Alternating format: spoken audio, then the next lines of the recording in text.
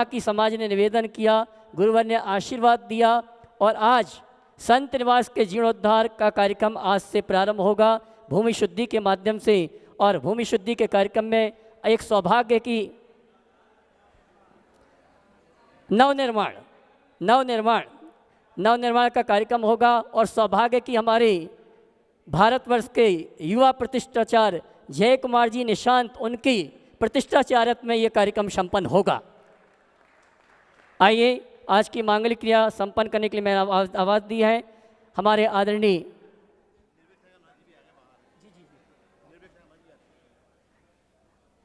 आदरणीय जय भैया, साथ में जिनेश भैया, राजेश भैया और साथ में हमारे आनंद जी, नवीन जी गोधा और रमेश जी निर्माणा, ये सभी पहुंचेंगे। आज की मांगलिक क्रिया के अंतर्गत चित्राम दीप प्रज्वलन का कार्यक्रम संपन्न करेंगे। और आइए, हमारे सभी अतिथियों के द्वारा यहाँ पर मांगलिक क्रिया संपन्न हो रही है। मैं आमंत्रित करूँगा जय भैया को, जिनेश भैया, राजेश भैया, रमेश जी निर्माणा, साथ में अशोक जी भी आ जावे, हमारे चातुर्मास कमेटी के अध्यक्ष आ जाइए। आइए साहब, रमेश जी निर्माणा, प्रियंक जी, मेरी आवाज़ आप तक पहुँच रही तो वो भी आ जावे आज की मांगलिक क्रिया के अंतर्गत। आओ बाबा पधारो बाबा, आओ गुरुवर पधारो गुरुवर। और आइए भैया, आइए ना आप लोग, जय भैया, पाद प्रक्षालन करना है, पाद प्रक्षालन। रमेश जी निर्माणा मैं सम्मान से आमंत्रित करूंगा, वे भी जावे। रमेश जी निर्माणा, प्रियंक जी आ जाएं और दोनों परिवार की श्राविका भी आ जावे, श्रीमती प्रभा जी, श्रीमती सुभद्रा जी। दोनों हाथ उठा के जय कर लगाएंगे। बोले देवादिदेव श्री आदिनाथ भगवान की जय जय जय। देवादिदेव श्री महावीर भगवान की जय जय जय। संत शिरोमणि गुरुवर आचार्य श्री विद्यासागर जी महाराज की जय जय जय। नवाचार्य श्री समय सागर जी महाराज की जय जय जय। गुणायतन प्रणेता शंका समाधान भावना प्रवर्तक जन जन के संत प्रखर वक्ता बोले परम पूज्य मुनि श्री प्रमाण सागर जी महाराज की जय जय जय। मुनिवर श्री निर्वेक सागर जी, संधान सागर जी महाराज की। देवी अहिल्या की नगरी मालवा की शान, मध्य प्रदेश की आर्थिक राजधानी इंदौर के किलर कॉलोनी जिलालय से परम पूज्य मुनि श्री के मंगल उद्बोधन, मंगल प्रवचन का लाभ हमें आपको प्राप्त हो। उसके पूर्व पारस चैनल, जिनवाणी चैनल, आदिनाथ चैनल के माध्यम से और प्रमाणिक के माध्यम से जिस कार्यक्रम को देख सुन रहे हैं, उन सभी का और यहाँ पर उपस्थित समस्त श्रावक श्राविकाओं का धर्म प्रभावना समिति के साथ साथ सकल दिगंबर जैन समाज किलर कॉलोनी हार्दिक अभिनंदन स्वागत करता है। आइए, परम पूज्य मुनि श्री के मंगल प्रवचन, परम पूज्य मुनि श्री के मंगल उद्बोधन, मंगल प्रवचन का लाभ हमें आपको प्राप्त हो। उसके पूर्व आप सभी के लिए सूचना देना चाहूँगा कि आगामी अष्टानी का महापर्व के अवसर पर इंदौर एक इतिहास रचेगा। परम पूज्य मुनिवर के सानिध्य में 108 मंडली सिद्ध चक्र महामंडल विधान में सिद्धों की आराधना होगी और वो सौभाग्यशाली परिवार हैं जिन्होंने मंडल पुण्याजक के रूप में अपने परिवार, अपने इष्ट मित्रों के साथ इस अनुष्ठान को करने का सौभाग्य प्राप्त किया है। और महासौभाग्यशाली वो परिवार हैं जो पूरे 108 मंडल की मंडप में इन दिनदानी के रूप में पूजन भक्ति आराधना करने का सौभाग्य प्राप्त करेंगे। मेरे पास आज एक नाम आया है जिन्होंने अपनी ओर से एक मंडल लेने की स्वीकृति प्राप्त की है। ज्वाइंट में थे लेकिन अब इंडिविजुअल आ रहे हैं। डॉक्टर उपेंद्र जी सोनी, उन्होंने भी अपनी ओर से एक मंडल की स्वीकृति प्रदान की है। हाँ जी, पहले उनके एक थे, अब 2 हो गए। मैं आपसे यही कहना चाहूँगा, आप अपने परिवार के साथ इस अनुष्ठान में सम्मिलित होना चाहते हैं, आप कमेटी कार्यालय में संपर्क करके ये सौभाग्य प्राप्त कर सकते हैं। आवास व्यवस्था सहित 31,000 रुपये की राशि है, आवास के बिना 21,000 रुपये की राशि है और सिंगल ईंधनदानी के लिए 11,000 की राशि है। इसके अलावा अगर आपके पास समय नहीं है और चाहते हैं इस अनुष्ठान से जुड़ने का, यहाँ की जो संयोजना उसमें जुड़ने का सौभाग्य प्राप्त करना चाहते हैं तो आप संपर्क कर सकते हैं। साथ ही परम पूज्य मुनिवर के सानिध्य में 17 तारीख को समापन होगा और 18 तारीख से एक कार्यक्रम और प्रारंभ हो जाएगा। 18 तारीख से 23 तारीख तक परम पूज्य मुनिवर के सानिध्य में गोकुल नगर दिगंबर जैन मंदिर का पंचकणक प्रतिष्ठा महोत्सव का कार्यक्रम होगा। और ये कार्यक्रम पहली बार किसी चातुर्मास के मंडप में पहली बार पंचकणक प्रतिष्ठा महामहोत्सव इंदौर में होगी। इंदौर की बात कर रहा हूँ महाराज जी, इंदौर में पहली बार होगा। और इस अनुष्ठान में जिनकी भावना है कि परम पूज्य मुनिवर के सानिध्य में सौधर बिंद बनना है, भगवान के माता पिता बनना है, कुबेर महायज्ञ नायक बनना है, ईशान सानत कुमार महेंद्र बनना है, अन्न पात्र बनना है, तो आप संपर्क करके ये सौभाग्य प्राप्त कर सकते हैं। आगामी 3 तारीख को रविवार को या 10 तारीख को रविवार को पात्रों का चयन होगा। सामान्य इंद्रदानी के लिए पंचकणक की 11,000 रुपये की राशि है। और मैं पुनः आपसे कहना चाहूँगा, इस अनुष्ठान में भी आप पूरे परिवार के साथ सम्मिलित होकर इस अवसर का लाभ ले सकते हैं। साथ ही परम पूज्य मुनिवर ने 21 दिन तक लगातार भक्तांबर के काव्यों पर विशेष चिंतन, विशेष उद्बोधन दिया है और उसको पुस्तक के रूप में पिरोया जा रहा है। और आगामी सिद्ध चक्र महामंडल विधान के आसपास ये पुस्तक यहाँ पर आ जाएगी। और जो भी इस पुस्तक में अपनी ओर से सहयोग प्रदान करना चाहते हैं, पुण्यार्जक बनना चाहते हैं, हाँ जी, विमोचन के पहले प्री लॉन्चिंग करवाना चाहते हैं, आप संपर्क कर सकते हैं। हाँ जी, सहयोग की बात ही नहीं है, आप अपनी ओर से जन जन तक पहुंचाने में सौभाग्य प्राप्त करना चाहते हैं, संपर्क कर सकते हैं। आइए इन्हीं सभी सूचनाओं के साथ आप सभी की ओर से परम पूज्य मुनिवर के श्री चरण नमन करते हुए आशीर्वाद प्राप्त करेंगे और निवेदन करेंगे। मंगल प्रवचन के लिए दोनों हाथ जोड़ लेंगे, मेरे साथ दोहराएंगे, बोलेंगे हे मुनिवर नमोस्तु नमोस्तु नमोस्तु।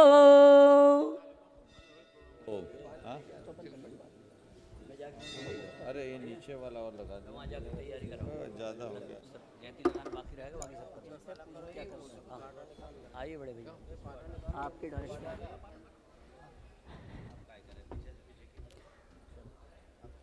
सभी के लिए सूचना है, सायंकालीन संघ का समाधान का कार्यक्रम आज मोहता भवन में होगा और सकल जैन समाज इंदौर की आज 3 बजे परम पूज्य मुनिवर के सानिध्य में मीटिंग आयोजित की गई। आप सभी आमंत्रित हैं। सभी लोग अपने दोनों हाथ जोड़ ले और मेरे साथ थोड़ा सा शांति रखें। महामंत्र के स्मरण के लिए अपना मानस त्याग।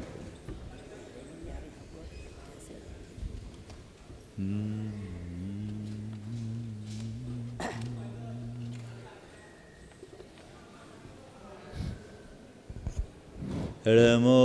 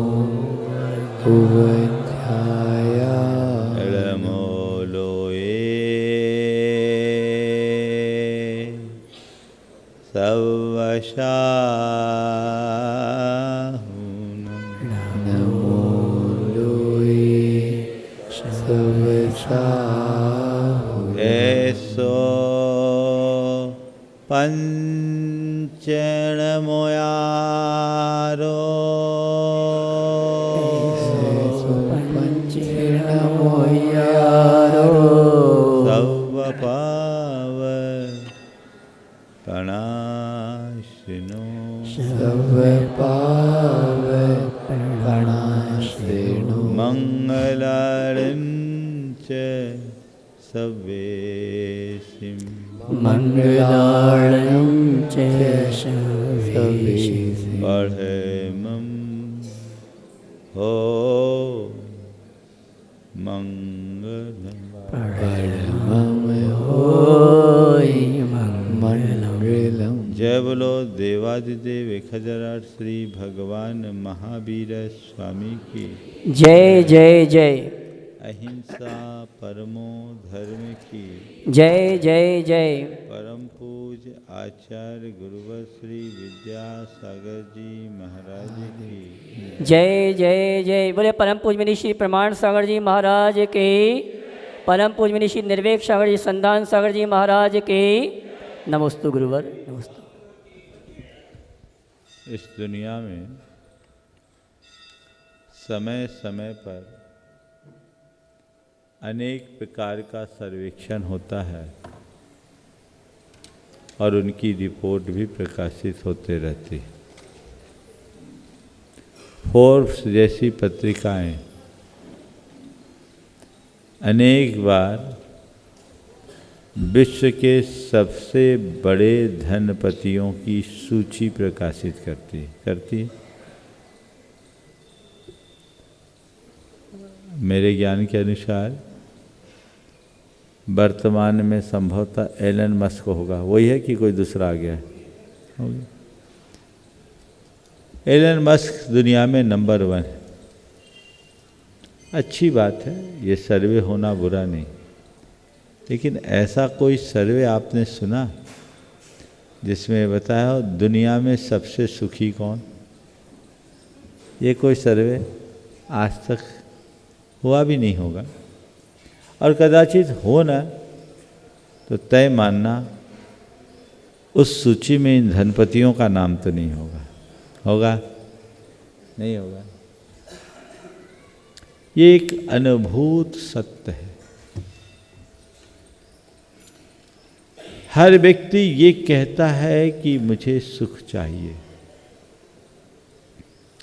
लेकिन उसका सारा प्रयास सुख के लिए कम, संपन्नता के लिए अधिक होता है। ईमानदारी से पूछो अपने मन से, तुम्हें क्या चाहिए, क्या होना चाहते हो? सुखी बनना चाहते हो या धनी? हाँ, क्या? सुखी। पर प्रयास किसके लिए कर रहे? धनी बनने के लिए प्रयास कर रहे। और उसकी एक वजह है।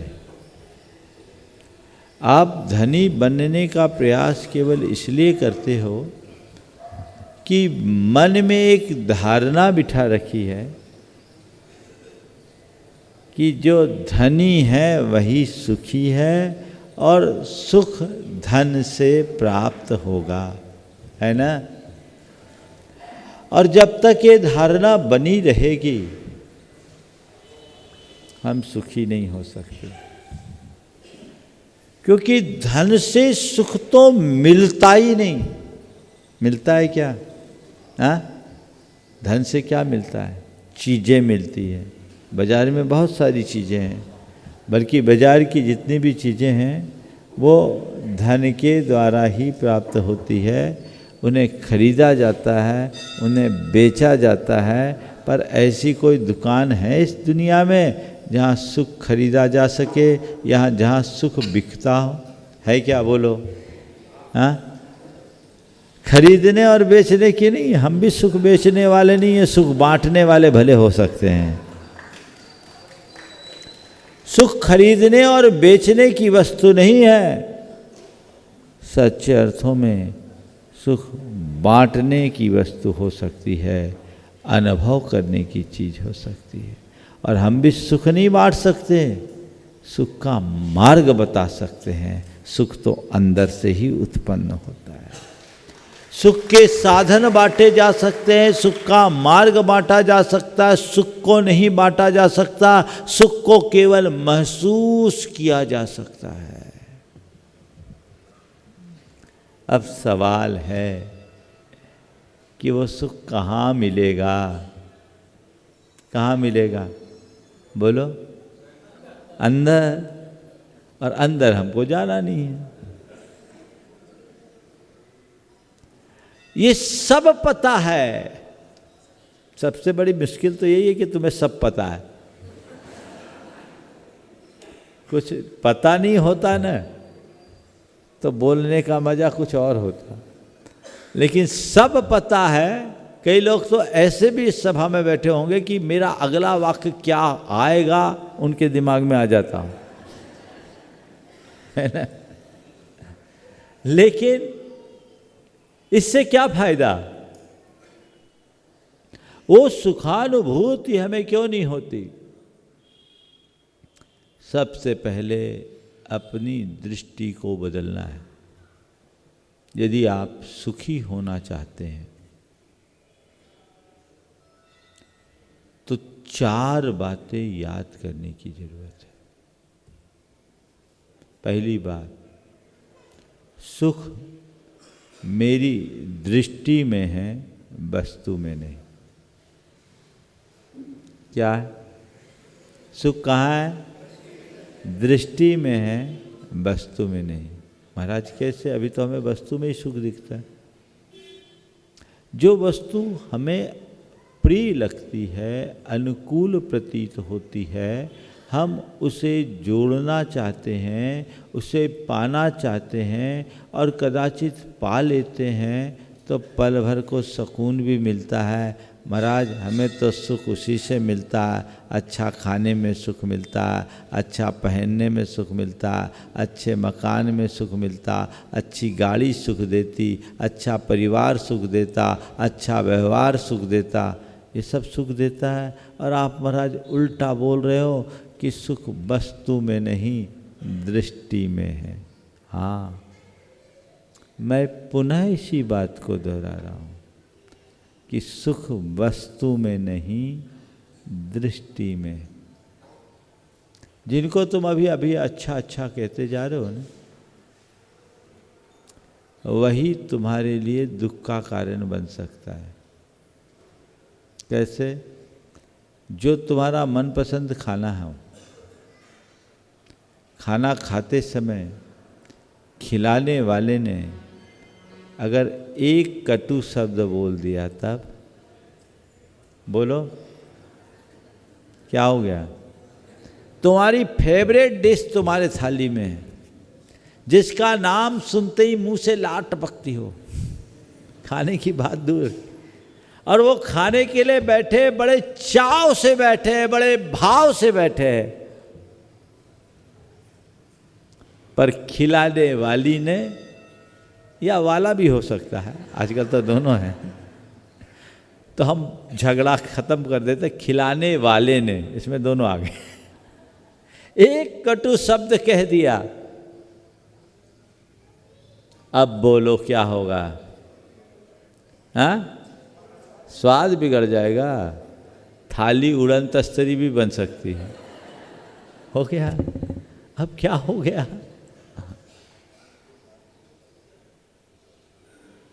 कई लोग तो बोलते मेरे लिए वो खाना ही जहर हो गया। अब बोलो, वो खाने में सुख था या तुम्हारी दृष्टि में, तुम्हारे मूड में सुख था? बोलो। हाँ, दृष्टि में। तुम्हें सुख दिखता है अच्छे घर में, मेरा घर बहुत अच्छा है, सुख दे रहा है, ठीक, घर अच्छा है, और तुम्हारे पड़ोसी ने उससे अच्छा घर बना लिया, अब वो सुख है? कल ही तुमने घर में प्रवेश किया, तब तक बहुत फूला नहीं समाते थे कि मैंने अपने सपनों का घर बना लिया, और हफ्ता भर बाद एक दूसरा कार्ड आया, उसके नागल में आप गए, उसके गृह प्रवेश में शामिल हुए, उसके घर में देखा तो उसके घर का आकर्षण कुछ और था, फर्नीचर अच्छा था, इंटीरियर अच्छा था, बना भी अच्छा था, सब कुछ अच्छा, यार चूक गए, इसका घर अच्छा है। अब क्या हो गया? बोलो, ईमानदारी से बोलो। हाँ, अब वो घर तुम्हें सुख देगा? अरे कसर रह गई, तो अपन को ये चीज़ें लानी चाहिए। आ गया मन में?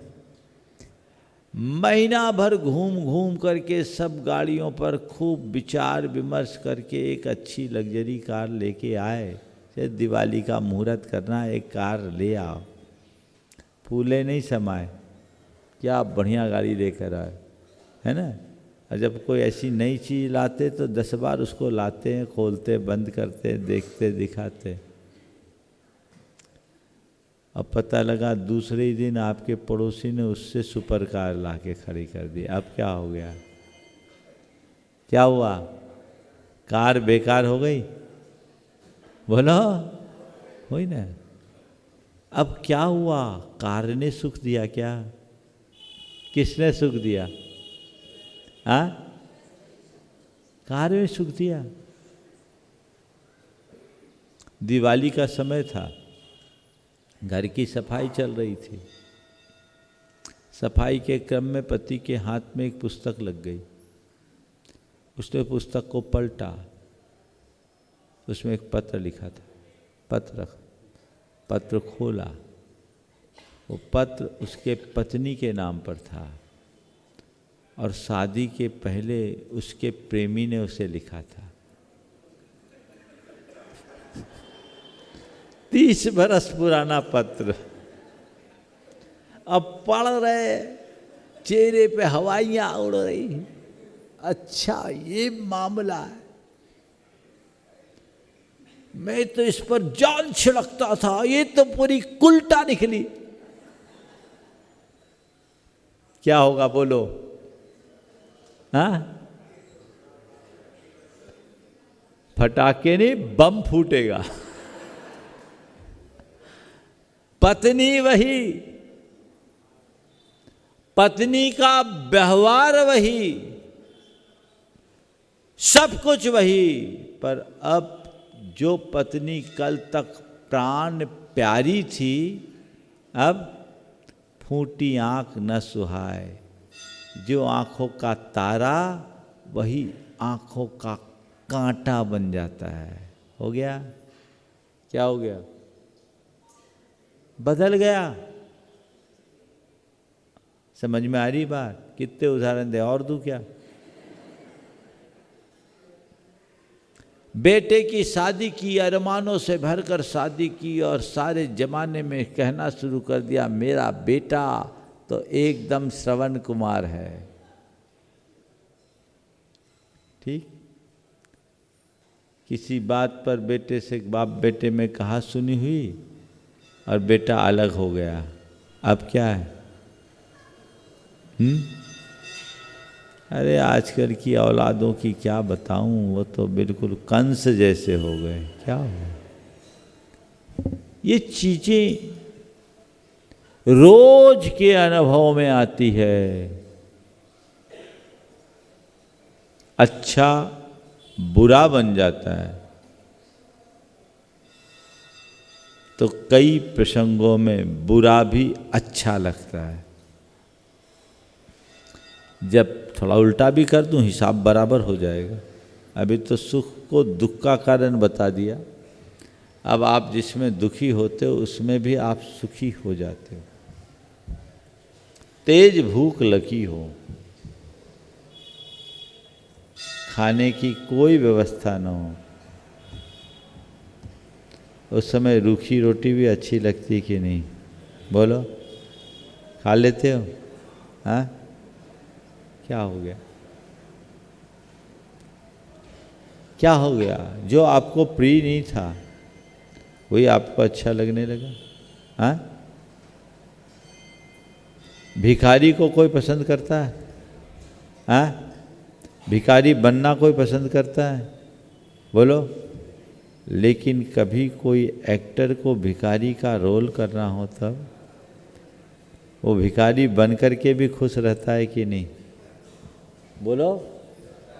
हाँ, भिखारी बन करके भी खुश होता है, खुश रहता है। अरे तुम भिखारी बनोगे, भिखारी का रोल करोगे? ये रोल तो जो मिले सो करेंगे और ऐसा करेंगे कि मेरे रोल को लोग रियल फील करने लगे। यही तो एक एक्टर की सबसे बड़ी विशेषता है। तुम्हें भिखारी बनना पड़ जाए तो तुम रोओगे, पर कभी भिखारी का रोल मिल जाए और तुम अगर अभिनेता हो तो अभिनेता बनकर भिखारी का भी रोल करने को राजी हो जाओगे। जीवन में कई चीज़ें ऐसी होती है, पेट खराब हो, सामने खाने की अच्छी चीज़ भी है, पर तुम बिना खाए अपने आप को सुखी महसूस करोगे कि नहीं? तो चाहे सुख हो अथवा दुख, ये चीज़ों पर नहीं, हमारी दृष्टि पर निर्भर करती हैं। अगर हमें अपने जीवन को सदाबहार सुखी बनाए रखना है तो पहला सूत्र, अपनी दृष्टि को सम बनाए रखो, दृष्टि को अनुकूल बनाए रखो, दृष्टि में अध्यात्म को जोड़ करके चले। ऐसी दृष्टि आएगी तो जीवन में कभी दुख नहीं होगा।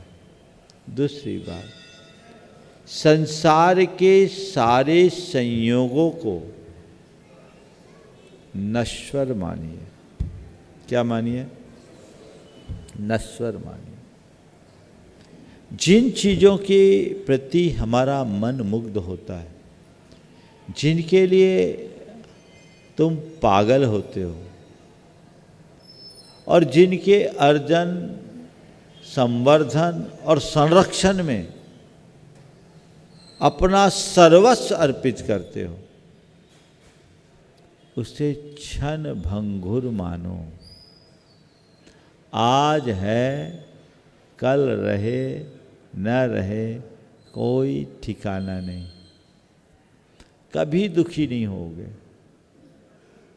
भंगुर को जब शाश्वत मानते हैं तो पाने में हर्ष होता है, खोने में विषाद, जो हमें कभी सुखी करता है, कभी दुखी बनाता है।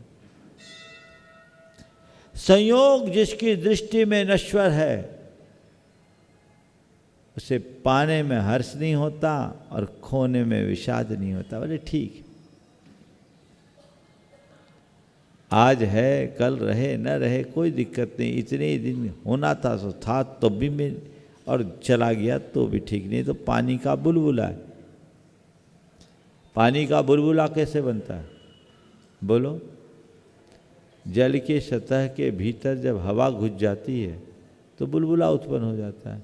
ये बुलबुला कब तक टिकता है? जब तक उसमें हवा भरी रहती है। हवा निकलते ही बुलबुला ख़त्म।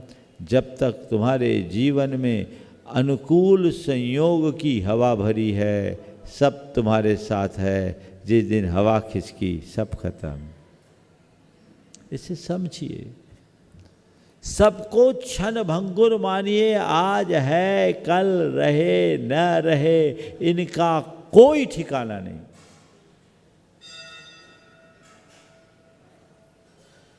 ठीक है, बच्चे बैलून से खेलते हैं ना, खेलते हैं, बड़ा आनंद होता है उनको। और बैलून जब फूट जाता है तो क्या होता है? मुंह बना लेते हैं, रोते हैं, अरे बैलून फूट गया। लेकिन जब बच्चे उस बैलून के फूटने पर रोते हैं तो बड़े उन्हें समझाते हैं कि बेटा रो मत, बैलून तो फूटने के लिए होते हैं, फूट गए तो फूट गए, दूसरा और आ जाएगा। यही बोलते हैं ना, बैलून तो फूटने के लिए होते हैं, फूट गए तो फूट गए, रो मत, दूसरा आ जाएगा। बड़े नहीं रोते, बच्चे रोते। बच्चों के लिए बैलून उनका सर्वस्व है और बड़ों के लिए बैलून एक खिलौना है जो कभी भी नष्ट हो जाने वाला है। संत कहते हैं जैसे ये छोटे फुग्गे फूटते हैं, तुम बच्चों को समझाते हो संसार का हर संयोग एक फुग्गा ही तो है जो कभी भी फूट सकता है, इसलिए इनके फूटने पर रो क्यों। इस सत्य को स्वीकारो। क्षण भंगुर है, कभी भी नष्ट हो सकती है। तीसरी बात, इन्हें कर्म की धरोहर मानकर चले। क्या करें? क्षणभंगुर तो है ही, पर ये तुम्हारी नहीं है। पदार्थों में सुख नहीं, वो क्षणभंगुर है, और ये पराये हैं। क्या है? पराई है, तुम्हारी नहीं है। तुमने उन्हें अपना रखा है, अपना मान रखा है, उनके साथ स्वामित्व का भाव बनाए रखे हो। यही तुम्हारी व्याकुलता का कारण है। सच्चे अर्थों में वे तुम्हारे पास हैं, तुम्हारे नहीं हैं। ये विश्वास अंदर है? बोलो। अगर ऐसा विश्वास अंदर बैठ जाए ना, तो अनुकूल प्रतिकूल संयोग वियोगों में हर्ष विषाद हो ही नहीं सकता। किसी दूसरे को कुछ उपलब्धि हो, तुम्हें कोई खास हर्ष होता है क्या? दूसरे को नुकसान हो जाए तो तुम आंसू बहाते हो क्या? ठीक है, अपना क्या लेना देना, दूसरे की। तो ये जो चीजें, ये भी मेरी नहीं, पराई है। बैंक में लाखों करोड़ों रुपयों का ट्रांजैक्शन होता है। जो बैंकर है, ट्रेजरर है, वो क्या करता है? रोज आपसे रुपया लेता भी है और देता भी है। रुपया लेते समय उनकी आंखें चमकती है क्या? रुपया देते समय वो कहता है क्या भाई मेरा रुपया मत ले जाओ, भैया क्या करना, ये तो मेरा रोज का काम है। तुम्हें लेना है तो लो, देना है तो दो। मैं तो केवल एक व्यवस्थापक हूँ। मेरा काम है डेबिट क्रेडिट करने का। अगर तुम रखते हो, जमा करते हो, तुम्हारे नाम क्रेडिट कर दें, और यदि तुम वापस विड्रॉल करते हो, जमा कर दें, डेबिट हो गया। और क्या है? यही करते हो ना, क्योंकि ये मेरा नहीं है। जिस दिन ये बात तुम्हारे मनोमस्तिष्क में अंकित हो जाएगी कि ये पदार्थ मेरे नहीं है, ये धन संपत्ति और अन्य सांसारिक संयोग मेरे नहीं हैं, तो पाने में हर्ष नहीं होगा और खोने में रोना नहीं होगा। होगा क्या? पर अभी क्या मान बैठे हो? चला गया, सब चला गया, सब नष्ट हो गया। देखो कैसा होता है। एक बहन जी थी, उनके पति एक बड़े प्रसिद्ध डॉक्टर थे। उनकी असामयिक मृत्यु हो गई। मृत्यु के उपरांत उनकी 200 बीघा जमीन थी, और उस जमीन में उनके कुछ भाई बंधुओं की कुदृष्टि थी उनके कहे अनुसार। और वो बहन जी एकदम डिप्रेशन में आ गई। और देखो 2 बेटियां और कोई नहीं, और दोनों डॉक्टर और दोनों विवाहित, एमडी और एमडी से विवाह, दोनों वेल प्रैक्टिशनर। वो एक बड़े शहर में रहती और ये अकेली गांव में 200 बीघा ज़मीन की मालकिन, और पति का अपार वैभव उसके पास, सारे एसेट्स उसके पास। वो डिप्रेशन में। क्यों? बोले मेरी ज़मीन लोगों ने दबा दी महाराज जी, मेरे पति की ज़मीन है। मैंने कहा जब धनी चला गया तो धन के पीछे क्यों रो रहे हो? तुम जिसको अपने पति की ज़मीन, पति का धन कह रहे हो, वो कहाँ है? और आज तुम अपना मान रहे हो, कल तुम कहाँ रहोगे? माथा फोड़ी क्यों सोच रहे हो, कर रहे हो? अगर मानना है, उनकी बेटियां ही लेके आई थी कि महाराज मम्मी को समझाइए, क्योंकि जिस जगह ये मम्मी सोच रही है वहाँ कुछ कर पाना बड़ा मुश्किल है, और हमारे परिवार के चाचा लोगों ने हमारी ज़मीन को संभाला है। हम चाहते हैं कि थोड़ा सा उनको दे दे, बाकी बच जाए, क्योंकि गुंडा बदमाशों से उसको बचा पाना बड़ा मुश्किल है। पर समझ में नहीं आता। मैंने समझाया तो उस महिला के चेहरे पे साल भर बाद हंसी की रेखा उमड़ी, चिपकाए हुए। मेरा मेरा मेरा, जबकि हकीकत में क्या है तेरा? एक परमाणु भी है, कर्म की धरोहर है। मेरा नहीं है विश्वास रखो तो फिर क्या करो, कोई भी ले जाए दे दें, ऐसा नहीं होता। मैं कस्टोडियन हूं, जिम्मेदारी से रख रखाव करूंगा और उसको सुरक्षित रखने का प्रयास करूंगा, लेकिन उसके बाद चले जाए तो गम नहीं और आ जाए तो खुशी नहीं। ये दृष्टिकोण अपनाइए। एक किसान का इकलौता बेटा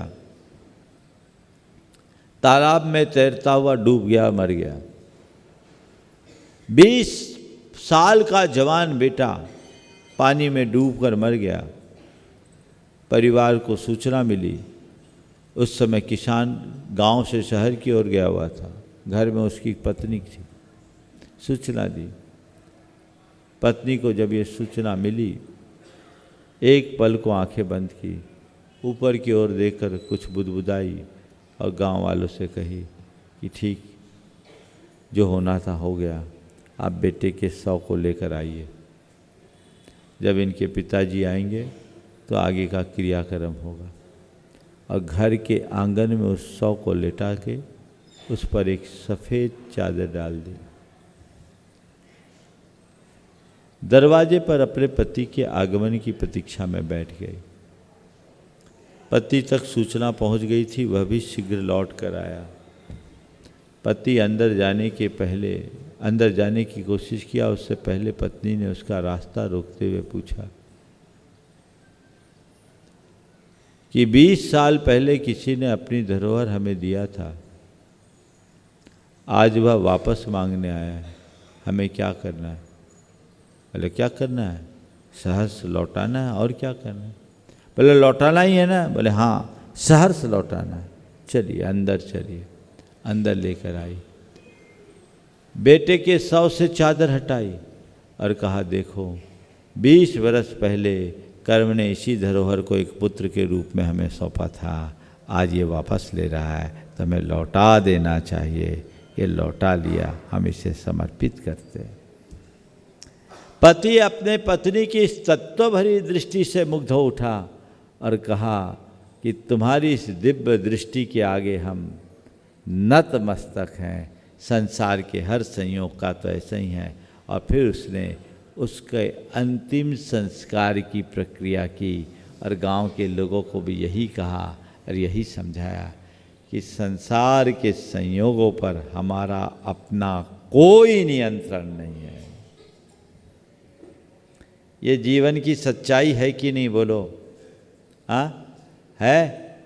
थोड़ा जोर से तो बोलो, तुम लोग सकपका क्यों गए? हाँ, जीवन की सच्चाई है ना? बोलो। है? स्वीकार करते हो? स्वीकार करते हो? बोलो। हमारी प्रवचन सभा में भले स्वीकार लोगे, यथार्थ में बोलो। स्वीकारोगे, पर कब?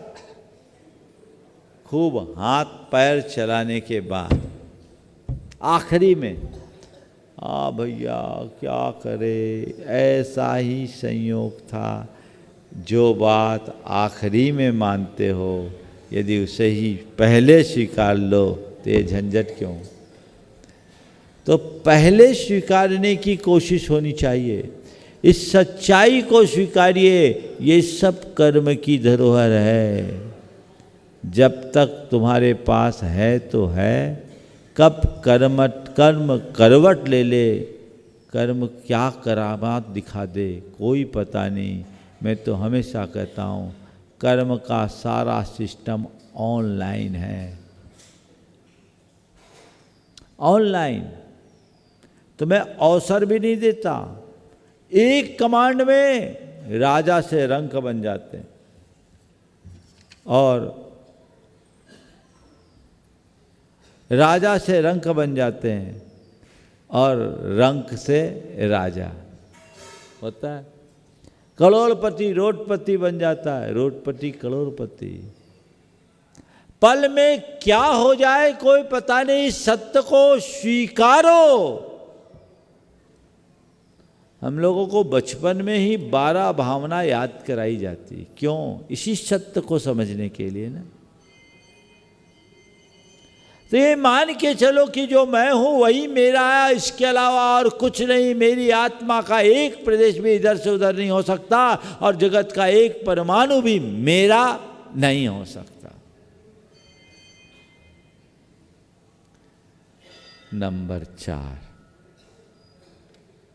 अपने जीवन को सुखी बनाए रखना चाहते हो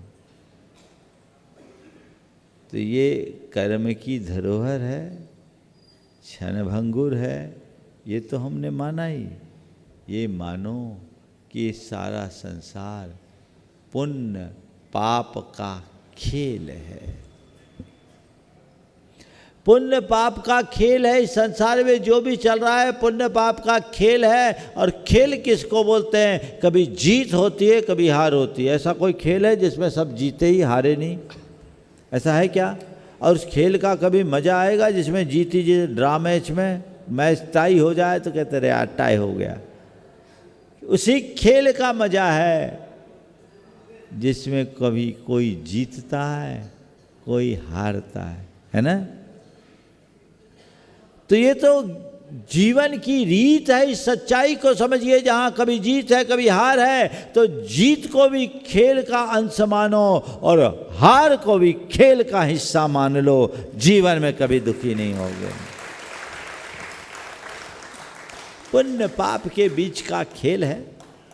कभी पुण्य भारी होता है तो पुण्य जीत जाता है, जब पाप भारी होता है तो पाप जीत जाता है। पुण्य भारी होने पर तुम्हारे लिए सारी अनुकूलताओं की सौगात देता है और पाप भारी होने पर सारी प्रतिकूलताओं की बौछार आती है। ये खेल तो अनवरत चलता रहता है। तुम इस खेल को एक खिलाड़ी की तरह खेलो कि जीत है तो भी खेल और हार है तो भी खेल। ऐसी आध्यात्मिक दृष्टि से संपन्न व्यक्ति के चेहरे पर कभी शिकन नहीं देखोगे। वो हर पल खुश दिखेगा। वो अच्छे में भी खुश और बुरे में भी खुश। ज़्यादा कुछ करने की जरूरत नहीं है। मेरी भावना की इन 2 पंक्तियों को चरितार्थ कर लीजिए। होकर सुख में मग्न न फूलूं, दुख में कभी न घबराऊं, इष्ट वियोग अनिष्ट योग में सहनशीलता दिखलाऊं। इतना ही तो करना है। ये क्षमता अंदर आ सकती है जब इस संसार को पुण्य पाप के खेल के रूप में देखना शुरू करोगे। ये जीवन की सबसे बड़ी सच्चाई है। उनको कोई फर्क नहीं पड़ता। महापुरुषों के जीवन चरित्र को पलट कर देखो, सब पाया तो भी कोई फर्क नहीं और खोना पड़ा तो भी कोई फर्क नहीं। रामचंद्र जी अयोध्या छोड़कर वनवास में भी गए, उनको वही आनंद है ना। अभी मेरे संपर्क में एक सज्जन के साथ एक बुरी घटना घटी। उन्हें एक केस में फर्जी तरह से साजिशन फंसा दिया गया। वो आदमी जेल गया। जेल से 6 महीने बाद छूटा। जब मेरे पास आया उसकी बात सुनकर मज़ा आ गया। बोले महाराज, इन 6 महीने को मैंने अपने जीवन के सर्वश्रेष्ठ दिन के रूप में देखा। बोले क्या? बोला 6 महीने बेचारा दिन कैदी को तो कुछ काम धाम करना नहीं पड़ता। बोला महाराज जी 6 महीने में मैंने खूब जाप किया, खूब पाठ किया और सिवाय धर्म ध्यान के और कुछ नहीं किया। बाहर होते तो धंधे का चक्कर होता, भीतर से हम कहे चलो मेरी परिणति को यही समझ में आता है तो मुझे स्वीकार है। योगे वियोगे भुवने वनेवा, ये भी कर्म का खेल वो भी कर्म का खेल। घर भी एक खेल है तो जेल भी एक खेल है, मैंने उसे स्वीकार किया।